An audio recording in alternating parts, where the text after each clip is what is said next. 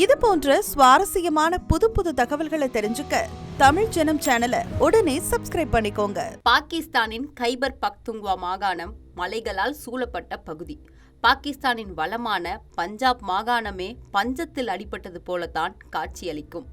எனவே கைபர் பக்துங்வா பற்றி சொல்லித் தெரிய வேண்டியதில்லை. அங்கே வாழ்க்கை நடத்துவதே மிகவும் கடினம். அங்குள்ள கிராமங்களில் இன்னும் மின் வசதி கூட கிடைக்காத கிராமங்கள் ஏராளம். அந்த பகுதியில் உள்ள நகரங்களுக்கு முறையான மழைநீர் வடிகாலும் கிடைக்காது. அந்நாட்டு அரசு பாகிஸ்தான் இராணுவத்தின் கட்டுப்பாட்டில் இருக்கும் நிலையில் இந்த மாகாணத்திற்கு தேவையான எந்த சலுகைகளும் கிடைப்பதில்லை. இந்த சூழ்நிலையில் வழக்கத்திற்கும் மாறாக கடந்த சில தினங்களாக அந்த பகுதியில் கனமழை வெளுத்து வாங்கி வருகிறது. இதனால் அந்த பகுதியில் பெரும் வெள்ளம் ஏற்பட்டுள்ளது. பாதி உலகத்தையே அழிக்கும் ஆற்றல் இருப்பதாக சில நாட்களுக்கு முன்பு சவடால் விட்ட பாகிஸ்தான் அரசாங்கத்தால் இந்த சூழ்நிலையை துளி கூட சமாளிக்க முடியவில்லை.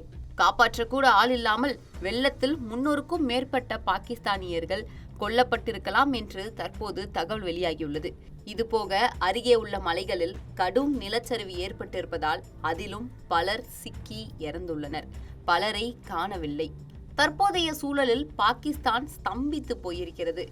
முன்பு அமைதியாக இருக்கும் இந்தியாவில் அடிக்கடி பயங்கரவாத தாக்குதலை பாகிஸ்தான் அரசு நடத்தி வந்தது. அதற்கு பாகிஸ்தான் மக்களும் பெருத்த ஆதரவை வழங்கி வந்தனர். பாகிஸ்தான் அரசுக்கு ஆபரேஷன் சிந்தூர் மூலம் இந்தியா பதிலடி கொடுத்த நிலையில் அநியாயத்திற்கு துணை போன பாகிஸ்தான் மக்களை இயற்கை தண்டித்துள்ளதாக கருத்து ஏற்பட்டுள்ளது. இந்த சம்பவத்தின் மூலம் பாகிஸ்தான் அரசின் மீது பொதுமக்களுக்கு கடும் அதிருப்தி ஏற்பட்டுள்ளது. ஏற்கனவே பலோச் மக்கள், சிந்து மக்கள் பாகிஸ்தான் அரசுக்கு எதிர்ப்பு தெரிவித்து வரும் நிலையில் அந்த லிஸ்டில் கைபரும் இணைய வாய்ப்பிருப்பதாக கருதப்படுகிறது.